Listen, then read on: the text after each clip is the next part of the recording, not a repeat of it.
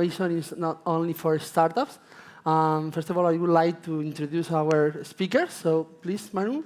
Hello, my name is Manuel. I'm currently the Chief Innovation Officer at Ribera Salud. Ribera Salud is a healthcare company in Spain. So we are providing integrated health here in Spain and also in UK and some other countries in Central Europe. Well, we are partnering with Lanzadera, working with startups and trying to find and to solve some of our pains with the Innovation Hub. Thank you, Manu. Nichan? Hi, everybody. I'm Nichan Bacalian. I'm from Mercadona. Mercadona is the retail leader here in Spain. We actually are 1,600 stores and 12 warehouses. And we started expansion to Portugal, and at the end of this year will be 10 stores. Sorry, please. Hello, good afternoon, everyone. My name is Xavi Perez. I'm the head of marketing and communication here at Nestlé Purina Spain. Okay, so Nestlé is a big food and beverage manufacturer, and Purina is their pet care division. And very happy to be here with you, and thank you for coming at 3 p.m. to this. It's not the best time. Victor? Okay, hello, good afternoon. Thank you for inviting us at this roundtable, and it's a pleasure for us to stay here. I'm from FAXA. FAXA is an integral water cycle company from Spain, and we manage all cycle of the water. I'm the acquisitions head of acquisitions and new businesses department, and we are have with Lanzadera a corporate program this year, and we are talking about of this topic now. Thank you, everyone. I would like to start with Xavi. I would like to know what Purina is looking for in a relationship with a startup. Well, let me first start saying our relation with startups isn't something which is not new. In fact, we have been already working at different levels, at European level, even in the US, always trying to find out what is happening out there. Okay, so what the relation to the question, what we're looking for in a startup, you may think that, okay, a big corporation, what may look is agility. No? Everybody thinks in a startup, we think on agility. No? So they have the right talent, the right ecosystem, they can do things faster, which is true, and it's something we really look into when challenges start, when we're working with them. But there's a second thing that probably is a bit more subtle, but I think it's also very important for us, is regarding not only to see how they work, but how they think. So, I mean, I always say to my team that Nestlé is what it is, because 150 years ago, there was an entrepreneur that decided to put in a startup, okay? So at the end, we wanted to infuse that mindset and mentality in the teams today, and working with the startups allow us to provoke this change of mindset, to disrupt thinking, to put ourselves in a very difficult situations as well. And this is particularly something I'm very happy with when working with the startups, is that trying to look in other companies, in this case in the startup, how they think and how they behave, and how can we translate that into our company. So this so-called entrepreneurship mindset. Thank you.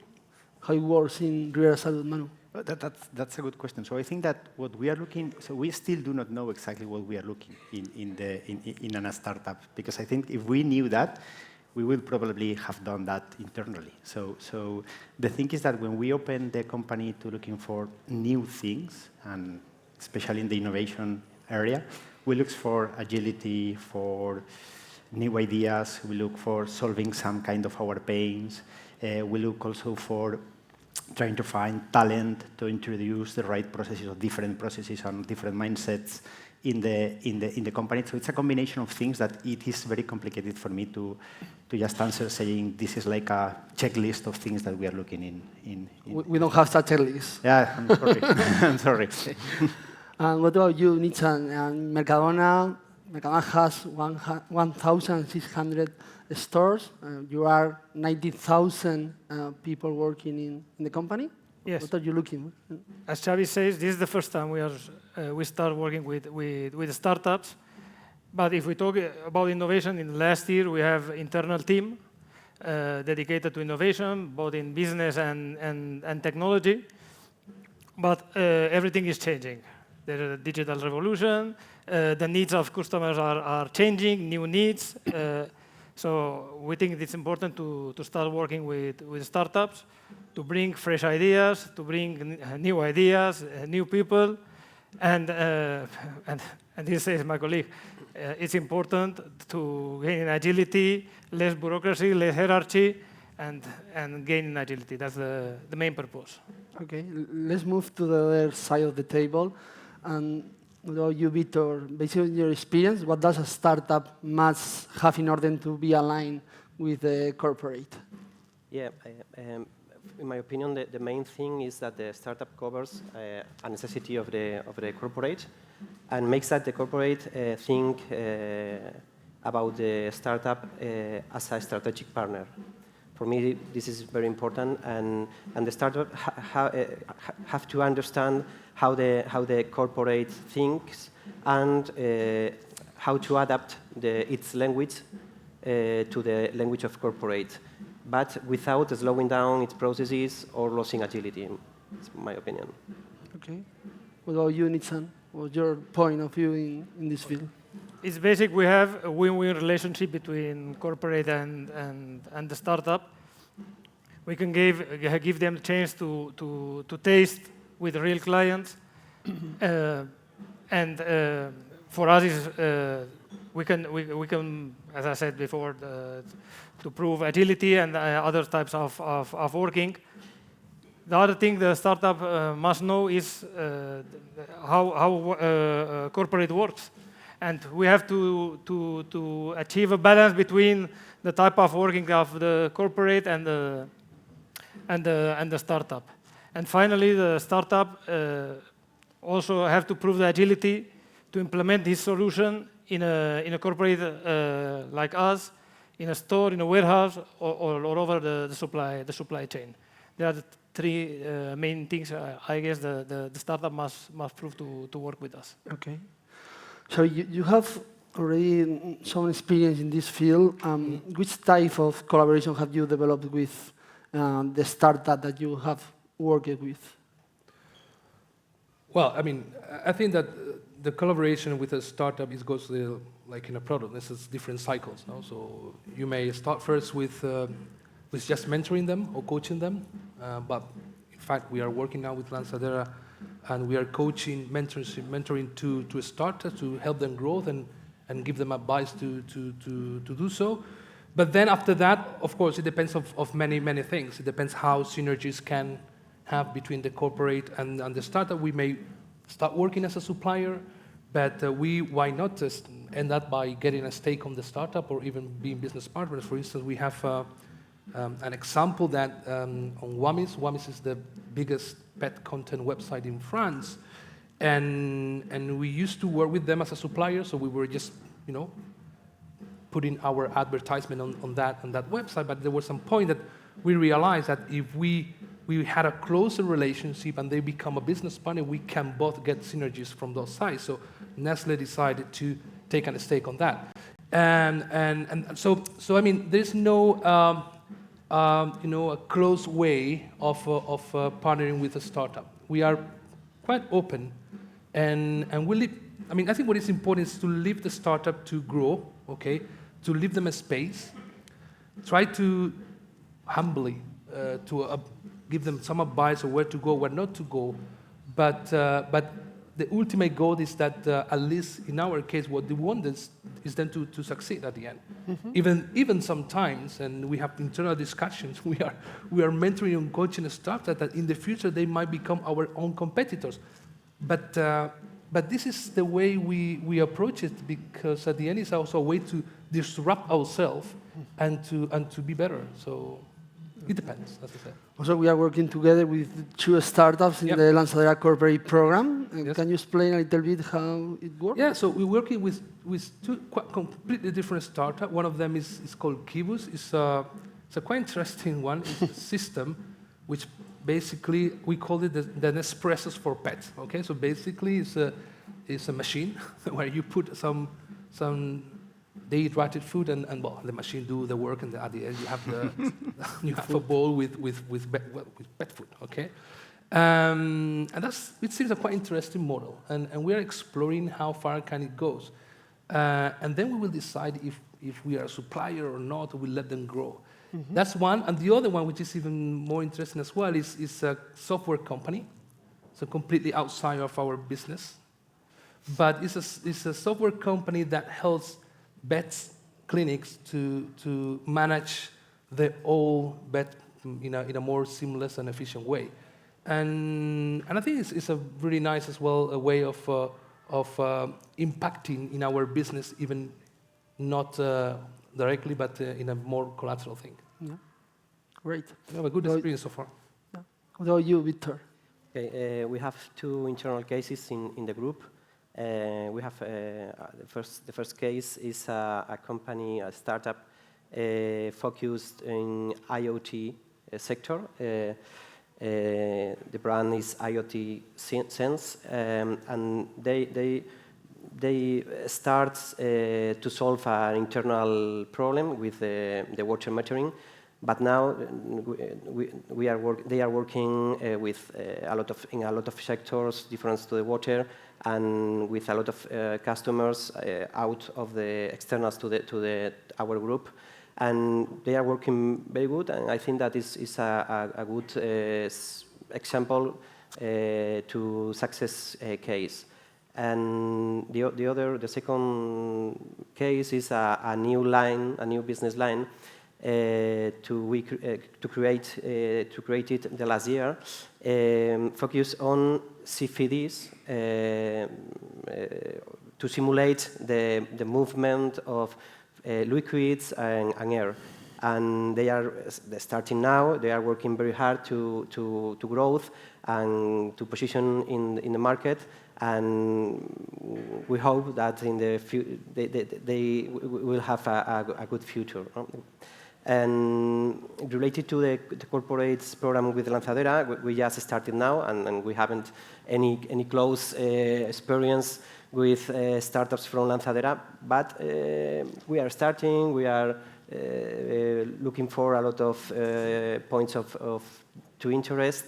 And during this time, we have to keep contact with a lot of startups, and we think that there is a common thing. No?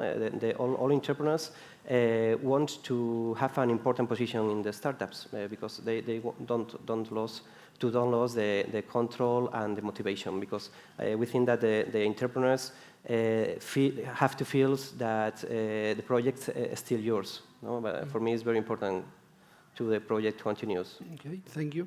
You're all big corporation, and I'm sure it's not easy to work with startups, and you have to overcome so many challenges inside challenges. Manu, can you explain a little bit? I think that's the question. So there's a lot of people. So all the big fours are trying to develop the way of developing the right corporate venture firm. So in my opinion is that the best thing of working with, or the best way, or the best thing of working with startups is that they are really startups. And at the same time, the worst thing of working with a startup is that they are already startups. So you mean that they are agile, they have no structure, so they can do things easily. There's some kind of flow there. But at the same time, they do not have the expertise to survive. They do not have maybe the right skills. They do not somehow have the processes set. So that's something that they need, or we need to balance with them. From a pure corporate point of view, so I'm trying to convince my board that the objective of this is not that the startups becomes more like us, is that we get more like them.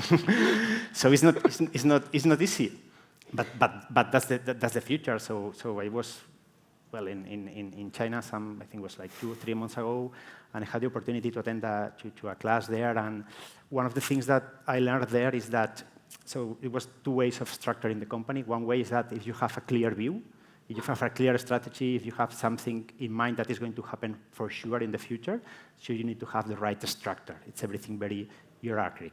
But the future it's very uncertain, so you need to build what is called a very agile organization, a startup organization. And I think that all around the world, the future right now, it's not very clear. It's really unclear.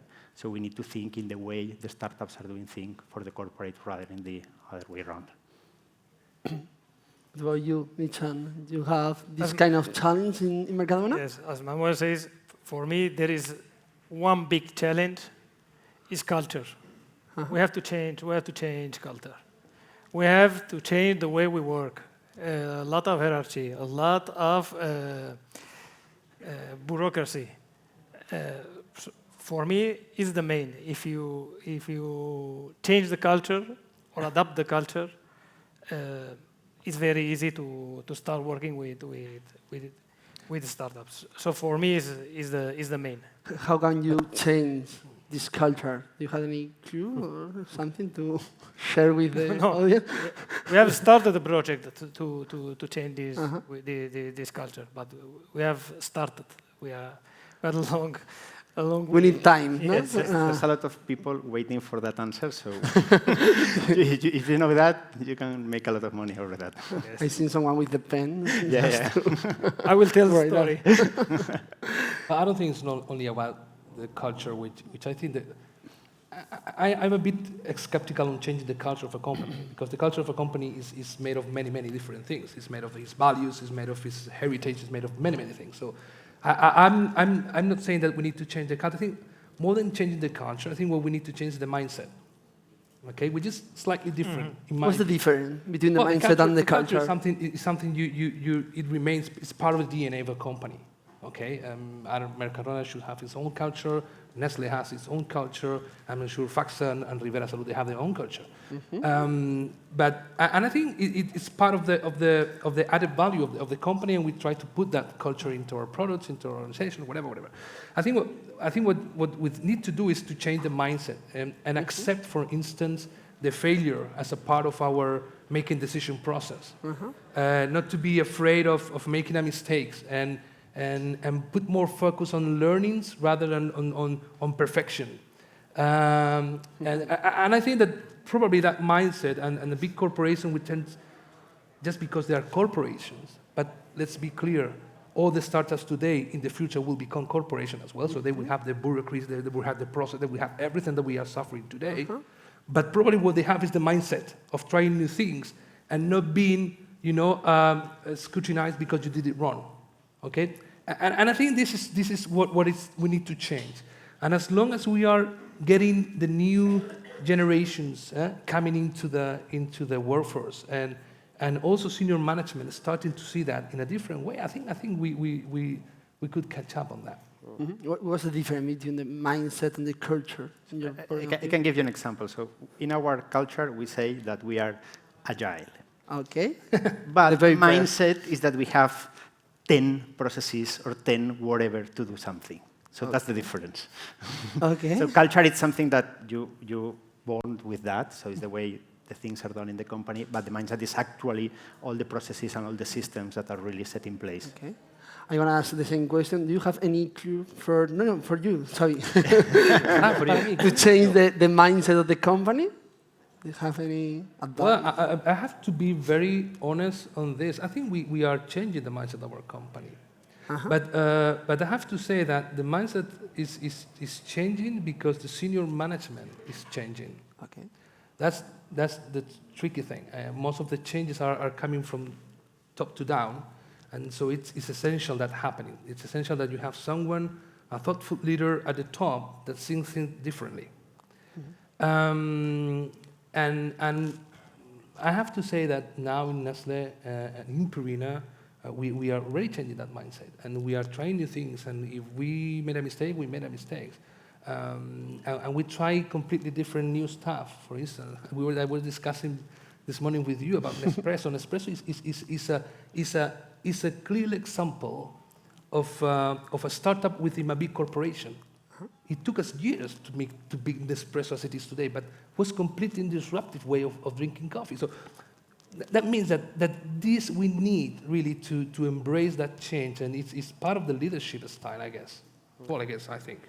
I completely agree. We need the top management. We need the top management to do so, but also it's not. I mean, we need the top management to act but we cannot leave all the responsibility to them. I see that the whole organization should start to do that. In my view, I can be very, very pro innovation and so on. But if my team doesn't follow me, okay, what's going to change? I'm going to change nothing. So we need really to make that all the organization and every people lives that value. That's why I think this corporate program we are now with Julian and working with the startup is because we are putting our people to work with a startup. Yeah. And that's part of one of the things we are doing to really make this mindset come along more. That's a really good point, because we are working with 2 startups with Nestlé Purina, and we are not working only with Xavi and Mark. Hello, Mark. We are working with a big team. There are around 13 people. 15 people. From all the organization, all levels. Yeah. Working with the startups, and I think it's a really good way to do things in order to change this kind of mindset or culture. Yeah, culture mindset. But it would take time anyway, but... yeah, sure. Little by little, step by step. What about you, Victor? I agree, of course, with all of them, but I think that one of the most challenges is change the mentality in this way. The way to thinking, the way that the big corporations thinks.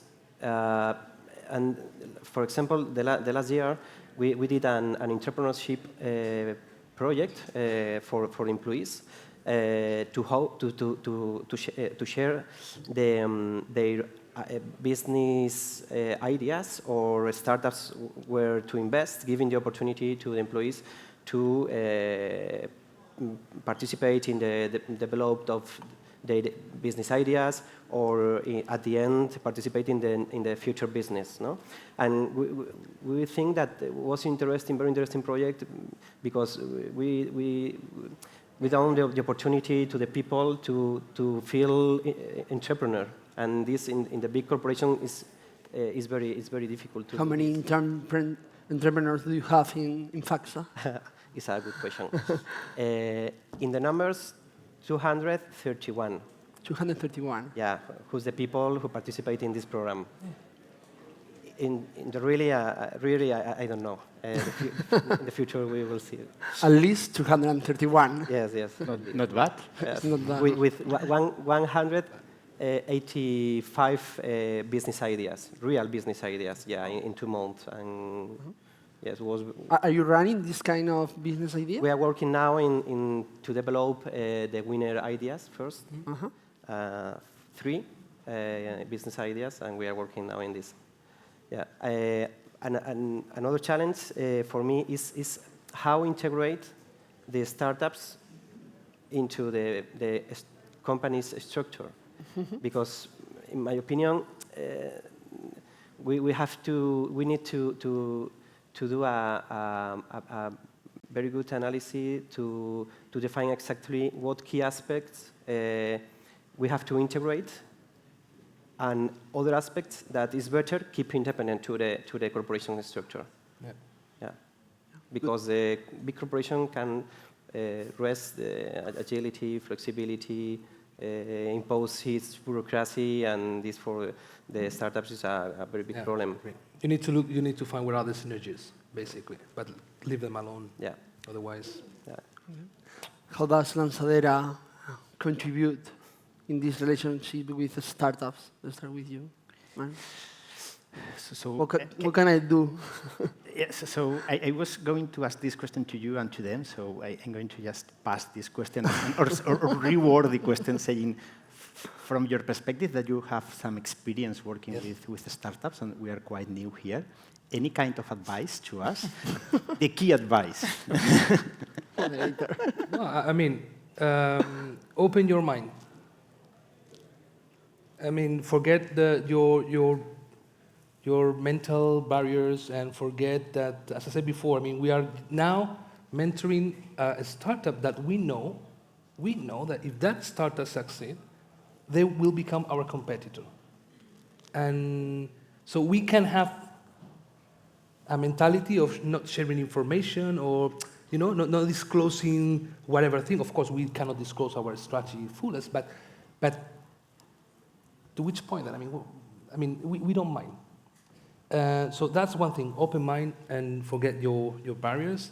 And second, I think it's important, let's all the organization live the startup, the collaboration. It's not keep it for you, because then you will be seen as as the fool in the hill, okay, with the startup, and the rest of the organization wouldn't follow you, and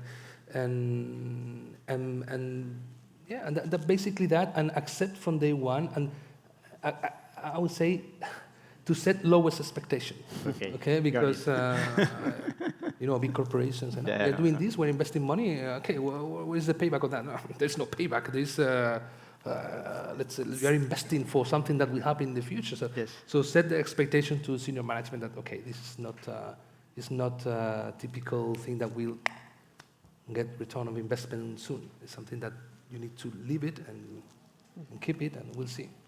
Passion. We say we are not the innovation department for all these companies. We are only eyes outside the company, just to look, to know what is in this field, in this sector. And what can we do for you, Manu? So, well, once again. So yeah, the question has come back. So, well, I really are enjoying not the result of this trip, but the process of this trip, because it also allow us to think in ourselves in a very different way, and being part of something bigger than ourselves, and creating like the right ecosystem. So that's one of the things I expect from you. The other is that guide us and tell us especially what not to do. The other things I think that we can manage with that right now. And I think that the both things of creating the right network, environment, eco for us, and then guide us a little bit within that. Okay, thank you. We have 2 minutes, and I would like, if anyone in the crowd has any question for our guests, now is the moment. Yeah. Yeah. What's your timing cycle to innovate? How long does it take from the idea to the solution on the street? It's going to be... So for me? For the 2 days. So, long story short, it depends. So usually we use sprints, agile, so it can take 2 weeks. It can take, the average is about 1.5 months, especially for software and for new processes. But the partnering we are doing with them, it's about 6 or 1 year. So it depends. Now, we are not working with startups, and our cycles are very long cycles. We would develop our software internally, and maybe months, even years. So our cycles are very long cycles. In our case, we are manufacturing, so we have some certain constraints. I mean, some industrial constraints that made us take a long time to develop things. So yeah, probably from the idea to launch, maybe depends on the innovation, because there are certain levels of innovation. Disruptive innovations, things that are really crazy, can take us a lot of time, but typical innovation, a new formula, whatever, maybe from 1 to 2 years. Yes, for us, we are a technology company, because in the water there are a lot of technology, and between idea to the technology developed, it could be passed perfectly 2, 3, or 4 years, or I don't know, but it's a long time. Yeah, because you need invest a lot of time to test the technology. First imagine, and then test, and then product this industrial technology and out to the market. But we are short in the times now, regarding to your question. We are now accepting to be 80% right before going out to the marketplace. It is, indeed. And then improving on the go. We have to finish. I would like to thank all of you for all your contribution. And also, there is another question? Can we have? Yeah, please. Just one question regarding time dedicated for innovation for your employees. How are you managing between innovation and business as usual? Because it's more on top of what they are doing usually. So how are you managing that in terms of people? In Mercadona, we are taking people out of business and dedicated only for innovation. We have maybe 100 persons now only dedicated for innovation. Taken from the business and to do innovation only. Well, in my case, yeah, we have the typical innovation department working by themselves. But I think innovation, we tend to think that innovation is only about product. It's not, honestly. And in my case, in my team here in Spain, innovation is part of our day-to-day basis. It's funny because I tell my team most of the time that you need to cluster your budget, to divide your budget in 3 buckets, okay? Your time and resources, 70% of your time and resources doing your usual thing, 20% trying new things, and 10% trying crazy things, okay? So it's 100. I'm not asking that 150, okay? It's difficult then to say, okay, but if they are open to come to me and say, look, I have this crazy idea, I have this money, can I try? Go. That's the mindset I said before. We need to embed this as our day-to-day basis. If not, it was always the guys over there, and we're just executing what they tell us. I mean, you can innovate in many things, in process, in the way you communicate, in the way you promote your products even.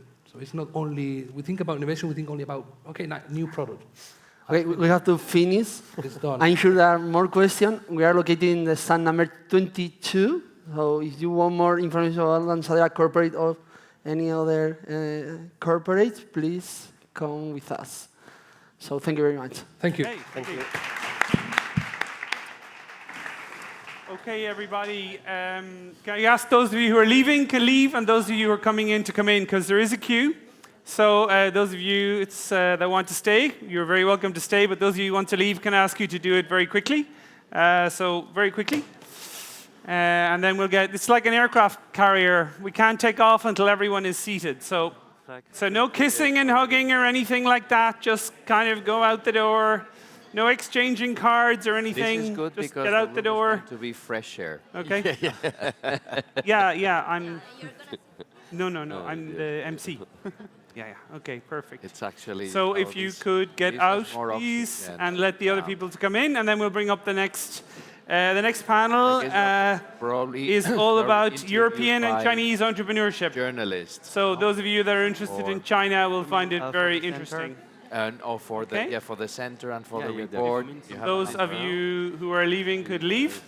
And if the panelists could start to try and make their way up to the top, please, that'd be great. Yes. Some of the journalists So from Latin America also. We have 3 panelists. Wonderful. On the first round. Okay. Then slowly. Walk a bit more quickly. Can you walk more quickly, please? Okay.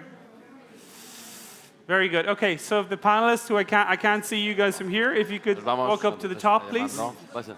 Santiago, Felix. que nos está llamando ahora. Bin, if you could come up to the top, please. Okay. Sure. So we will wait. Yeah. Okay. Vale, lo que tú digas. Now, okay. ¿Qué quieres que haga? Okay. I don't know what's going on, but if somebody... Okay, come on. Are you coming? Yes, come on. After you, sir. Please, after you. Thank you. Okay. I know you had to wait for people to leave, so if you can take your seat anywhere you like, please. And we just need to test your microphones, and then I'll leave you alone to continue. You can do whatever you want, Felix. Don't worry about that. Okay. Very good. Okay. So if we could test your microphones, speak into your microphone. Hello. I'm Santiago Perfect. Inigas. Working. Yes. Test your microphone. Hello. 1, 2, 3. Is it working? Hello. Okay, perfect. Okay, very good. Okay, so I will just remain by saying this is the Chinese versus European entrepreneurship panel with Felix, with Santiago, and with Ma. Okay, big round of applause, please, for the next panel. Thank you. Thank you. Esperamos un poco, ¿no? Hey, Joe, shall we wait a second? No. People get seated, come on. No, no. Well, it's your time. Time is counting, actually. Time is counting. Yeah, but let people get in, my friend. I thought China was supposed to be like, don't wait, right? Well, China tell this guy what's supposed to happen. China has a long history of patience, so we've got a lot of patience. Okay. Yeah. No, I think start. Yeah. Yeah.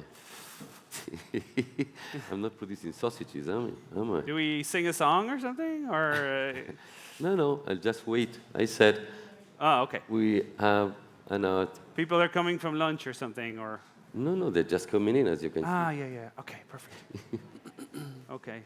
The big thing is you never leave a pause, right? You have to always leave something going on the stage, or something like that. Okay, I think we're nearly ready. Good. Nearly ready. Okay. And, well, when the clock starts to tick, maybe. Okay. You should be doing bomb disposal or something like that, because you're the coolest man under pressure. When everyone else is panicking, your heartbeat is like no panicking. Slowing down. So thank you very much. Thank you for your patience, and thanks. First, I'm going to thank the South Summit organizers for hosting us today here. Thanks to you, Joe, also for your patience. And also a special thanks to Professor Ma Pin, Academic Director of the iChina Center. He is the author of the report that you might have in your hands. And also thanks to other contributors who are within that report. Well, the iChina Center is a new initiative by a university, which first will try to understand what's the role of China in the world, politically, economically, and of course, culturally. Second, I think the iChina Center will serve as a means to enhance the presence of a university in Asia in general and in China in particular. And third, we would like the iChina Center also serve as a means to understand how our students can benefit from China's current state of development and wealth. Well, to come to this point has been a long journey. As the Chinese say, 千里取信, 须臾足下. A long journey does take a first step. The iChina Center creation is due to the vision of Diego del Alcázar and also to the unwavering commitment of Santiago Íñiguez, president of IE University, on the realization of that vision. What is on the top of the agenda of the iChina Center? Well, we would like to write case studies on companies, present reports like the one we're presenting today, and also organize events about China to try to help to understand the new dynamics of the world economy, and also to try to see how to address them from the point of view of teaching management skills, which is the pivotal, the most important vocation of a university. It is no coincidence that the report we're presenting today is called, or it is a comparison between European and Chinese entrepreneurship. Because as you might know, entrepreneurship is in a university's DNA. Having said that, I'm going to leave the floor to my president. Thank you very much. Thank you, Felix, Professor Binma. Thanks very much for the invitation to this panel, since I can say ni hao and a few more words in Chinese, but I'm fascinated actually at the Chinese culture, and what I will try in my very brief aperitif.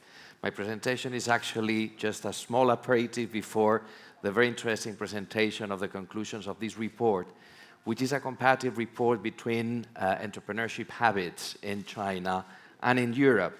But let me share with you something that I've been gathering over the past years. I teach management strategy at IE University, and over the past 10 years, I've asked my students who come from many different latitudes and regions, and this is just a picture of the composition of one of the latest groups of the global MBA. you can actually see that the composition of the class is very varied. So what I do at the end of my course is asking them to respond how they see how they can actually elaborate on the opinions of how Chinese do business. This I ask, to the Chinese managers who visit our school, because we receive every year a number of groups coming from Chinese business schools. And then I do the same exercise, but with Western managers. The purpose, of course, as you can imagine, is to gather what is the opinions on both sides and to try to put up a list of the cliches. Because my point, we are actually living in a world of cliches. And the purpose of actually running these comparative studies is to show that culture is much more deeper than the cliches. That there's lots of opportunities to be explored in China, for example, despite that we may have a very preconceived, prejudiced idea of how the Chinese market works or how is the management culture in China. So let me show you, and I hope you can actually see the list. I wonder whether you can see on those screens the list of items that appear here. This is actually the list of opinions gathered from Western managers about China. I will go quickly, through the list, since probably most of you can actually see this. They don't speak English. This is very common. No? They never say no, and they're ambiguous. They lie frequently, and many other things. This is, the sort of things that normally Western managers think about China. I'm not entering now, whether they are true or not. They are cliches that we tend to form because it's very helpful, to use models, cliches in order to take decisions. But the fact is that, we have to question those cliches many times, no? It's very interesting. Some of them are really interesting, no? Like, they always bring someone from the Communist Party, things like this, no? Anyway, if you actually look, which is more interesting because most of the audience is actually composed of Western managers. So if you look actually at what are the opinions of Chinese managers, including CEOs, on Westerners, you probably see that there's it mirrors to a large extent what we think many times about the Chinese. And there's a sort of reciprocal relationship here between cliches. Of course, they believe that we disregard their culture and values. We don't speak a word of Chinese, let's be very honest. They even have to translate their own names into Western, Christian sorts of names. They believe that we are stranded by unions and by the so-called social rights and many other things. No? Of course, these slides are available for you, and they're actually on my LinkedIn, site in case you want to check them. But anyway, the point, and I'm going to hand over very quickly to Professor Binma, is that we need to know much deeper the Chinese culture. We cannot stay at the level of cliches. If you want to become true entrepreneurs, there's lots of opportunities in China and the other way around. Of course, Chinese are also very keen on discovering opportunities in the Western world. And my suggestion is that you get to know the Chinese culture deeper, that you spend time dealing with Chinese managers. And of course, there's a great opportunity now that Professor Binma is going to share with us the conclusion of this very interesting report. So I'll stop here, and then our moderator, how should we proceed now? Do you want to say a few words, or Professor maybe Martin, I'll pass this device to you? Thank you. Thank you, President Santiago. Thank you, Felix.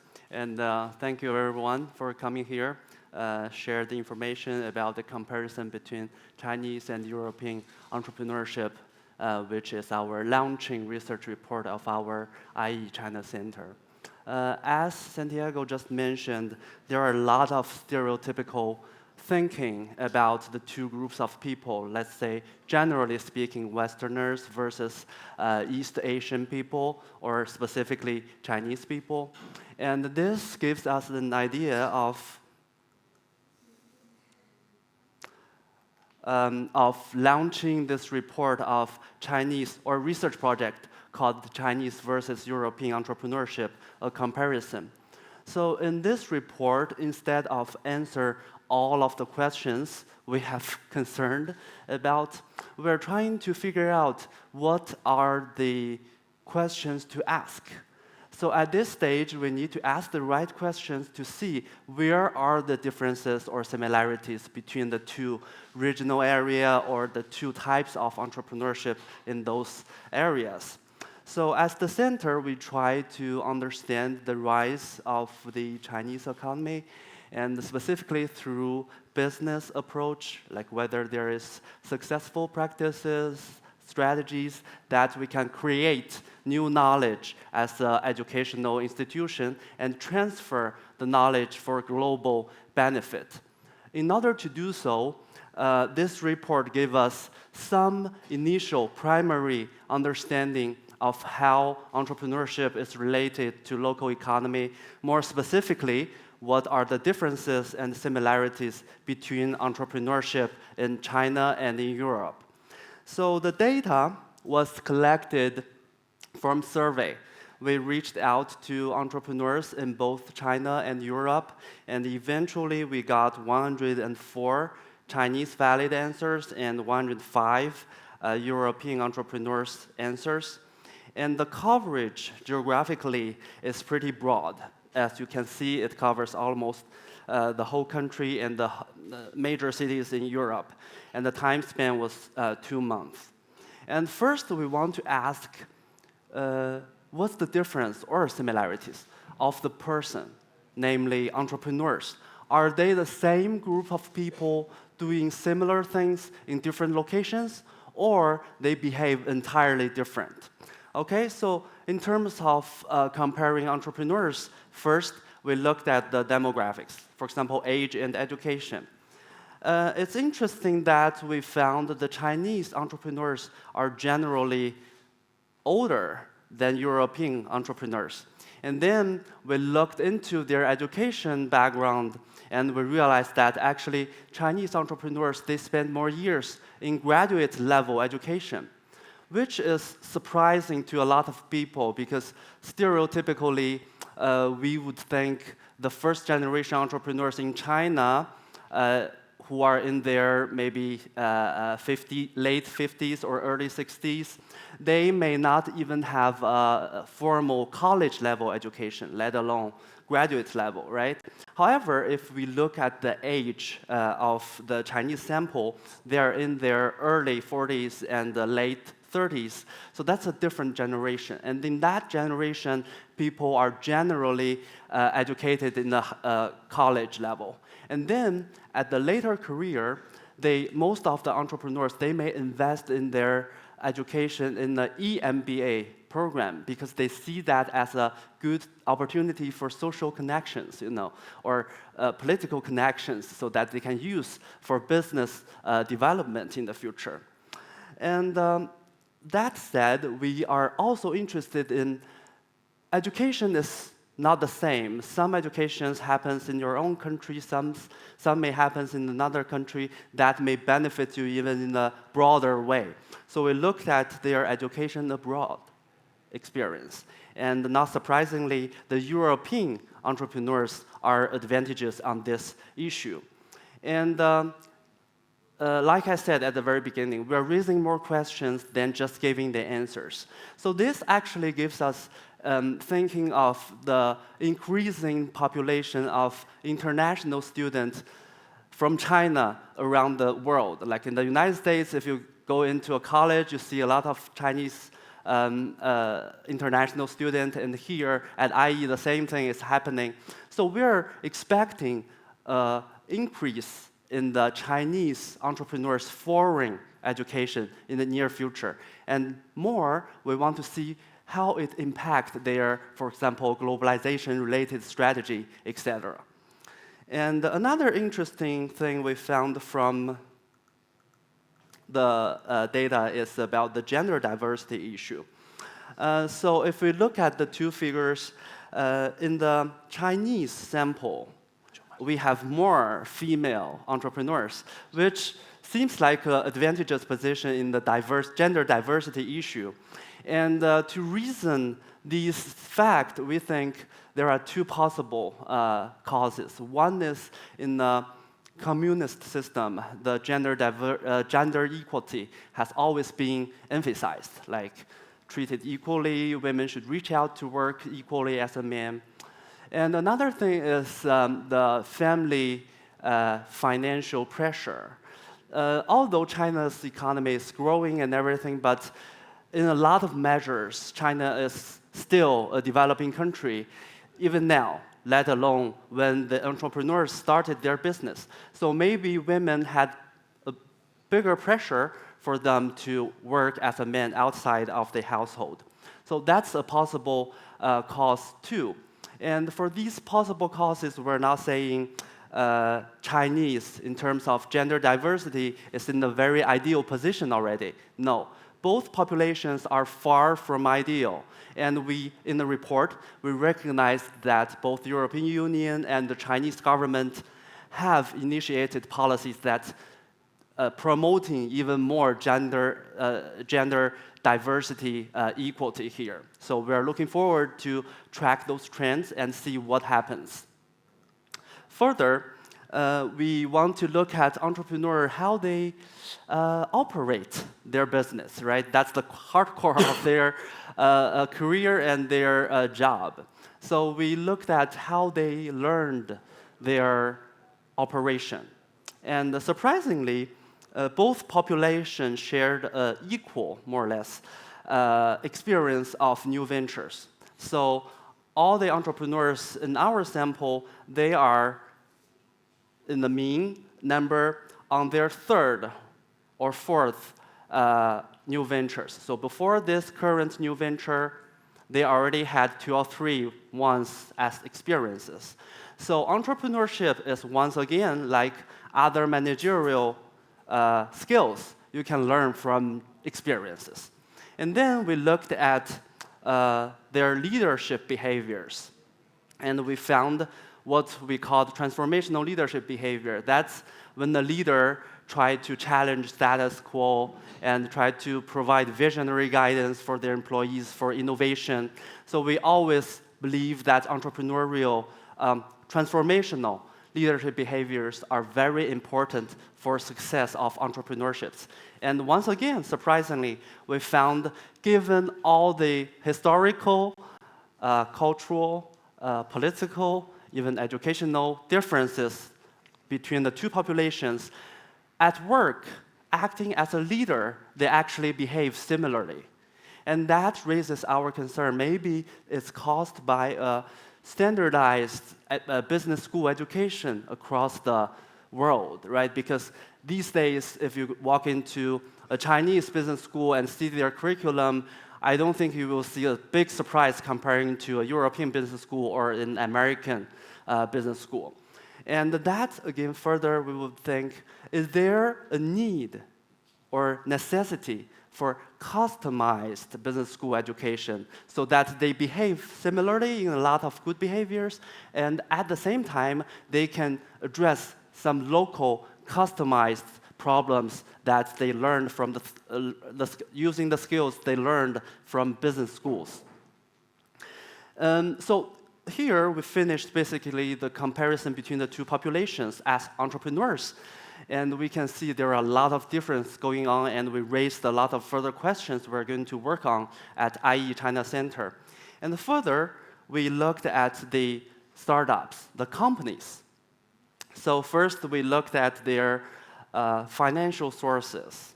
And you can see, surprisingly, most Chinese entrepreneurship in our sample are privately funded, which is, again, maybe counterintuitive to a lot of Westerner audiences, because you may think a communist system, maybe the company should be funded primarily by the state, by the government, which is actually not the case.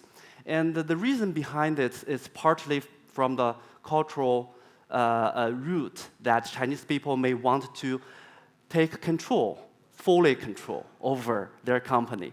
They don't want to dilute their control over the company by having external capital. And another reason is the banking and credit system in China.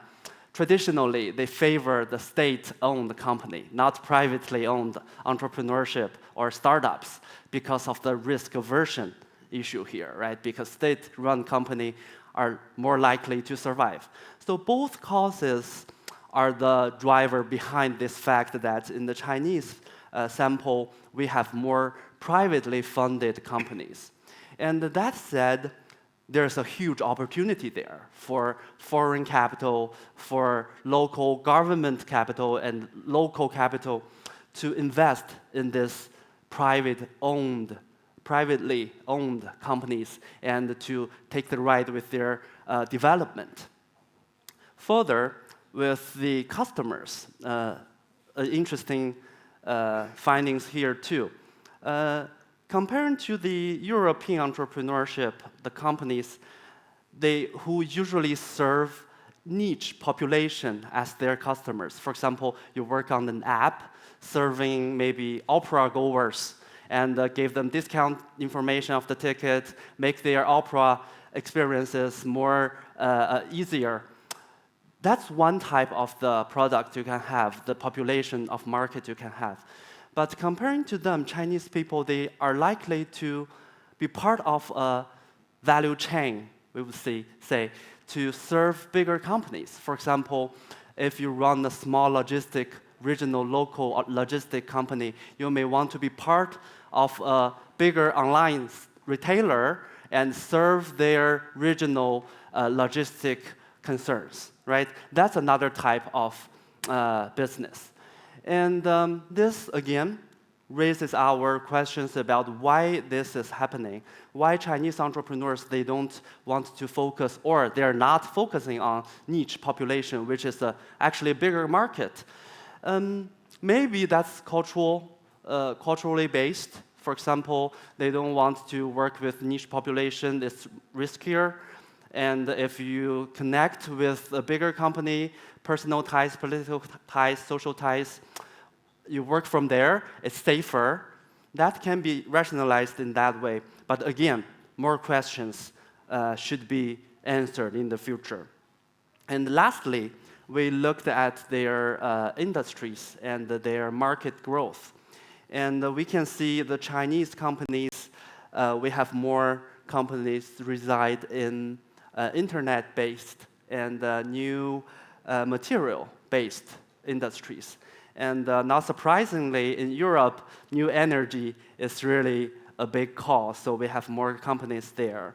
And for the market,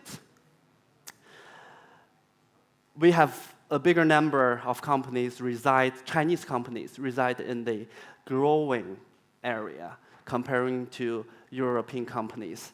And we need to remind everyone that the growing of the market of Chinese company may be caused by their fast growth of their internal market. So it may be they are in the right industry which is developing, so it's growing, or it may be caused by their internal growth. You know, people are getting wealthier and they have more money, so their internal market is growing.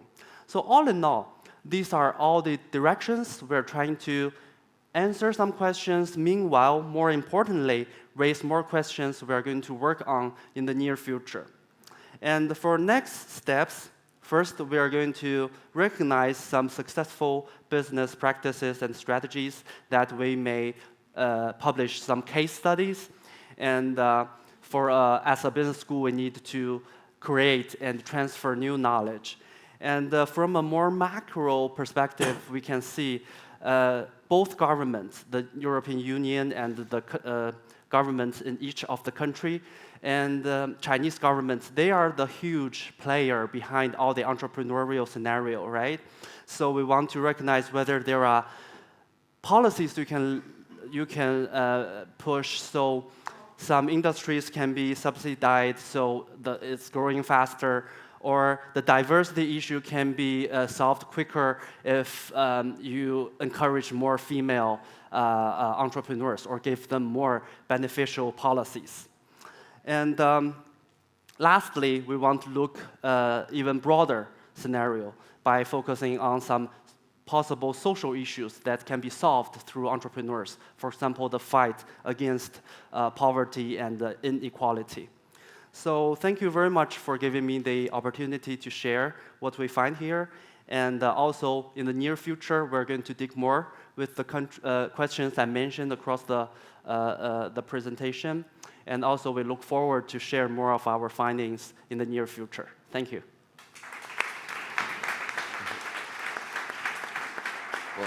Well, just to thank again South Summit. We were on time, right? And we have a huge task ahead. So let's get to work. Stay tuned with IT Center. Thank you. Okay, thank you. That's it.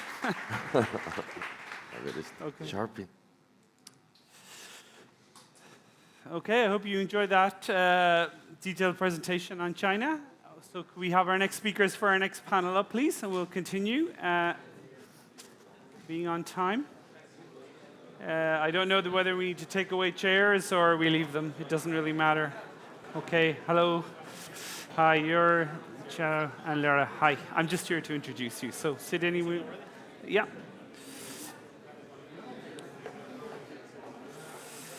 So once again, those of you that are leaving, if you could leave, and those of you to allow the people to come in. Okay, so if you could do that as quickly as possible, please, that would be appreciated. There are people waiting outside who want to come in, so we want to try and let them come in. Okay. The clicker? Ah, no. Ah, okay. Okay. Excuse me, Santiago, do you have the...